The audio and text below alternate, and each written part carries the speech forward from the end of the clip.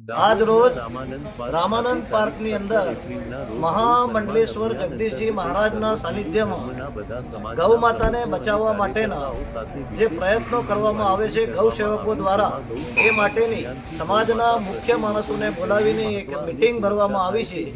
તો આ મીટિંગનો હેતુ ગૌ માતાને બચાવવાનો છે. ઘણા બધાના સૂચનો હતો કે ભાઈ તમે જમવાનું અગર ગૌ માતાને આપો તો પ્લાસ્ટિકની અંદર ના આપો. ઘણા બધી મોતો ગાયોની પ્લાસ્ટિક થાય છે. તેથી અત્યારે આ સૂચન પણ એક સરસ હતું ને આવકાર્ય છે. અને આવા વાળા સમયની અંદર ગૌ સેવકોને પણ જ્યારે આટલા વર્ષોથી એકલા ઝઝુમતા હોય તો કમસે કમ જ્યારે પણ એમની પર કઈ આફત આવે ત્યારે એમની જોડે ઉભા રહો. અને એક હસ્તાક્ષર અભિયાન જે ચાલુ કરવામાં આવ્યો છે અને ગૌ માતાને એક માતાનો દરજ્જો આપવામાં આવે એ સૌની ડિમાન્ડ છે. 33 કરોડ દેવતા એની અંદર વસે છે. તે માટે સૌએ પોતાની જવાબદારી સમજી અને ગૌ માતા બચાવવાના પ્રયત્નો કરવા જોઈએ, એટલી મારી વિનંતી છે. અને આવા વાળા સમયની અંદર આ અભિયાન સારી રીતે પાર પડશે એવી અમે સૌ આશા રાખીએ છીએ.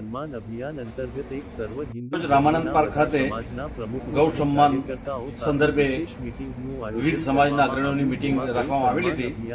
એ ખરેખર સમાજને અને સમય માટે બહુ જરૂરી છે. કારણ કે ગાયને આપણે ગૌ માતા તરીકેનો એક દરજ્જો આપ્યો છે. એનું કારણ શું છે કે ગાયનું દૂધ દુનિયામાં શ્રેષ્ઠમાં શ્રેષ્ઠ દૂધ છે.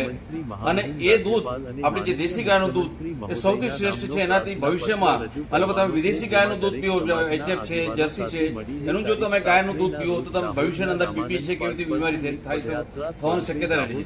જ્યારે આપણી દેશી ગાય છે, ગીર ગાય છે, કાંકરેજ ગાય છે, એ ગાયોનું દૂધ પીવાથી બાળકોની તંદુરસ્તી બહુ સારી રહે છે.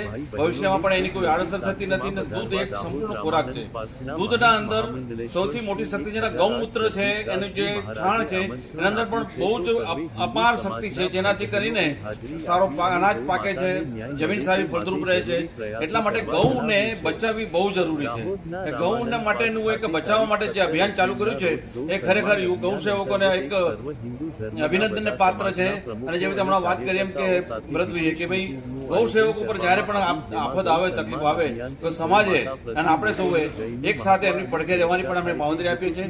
અને ગૌ માતાને એક રાષ્ટ્રીય દરજ્જો મળે અને ગૌનું જે મહત્વ છે એ મહત્વ અકબંધ રહે એના માટે સરકારને પણ એક આહ્વાન કરીએ છીએ કે જેથી કરીને સહીનું અભિયાન ચાલુ કર્યું છે. સહી કરીને દરેક સમાજવાળા સહી કરીને સરકાર શ્રીમાને રજૂ કરે એવી ખાસ અભ્યર્થના છે.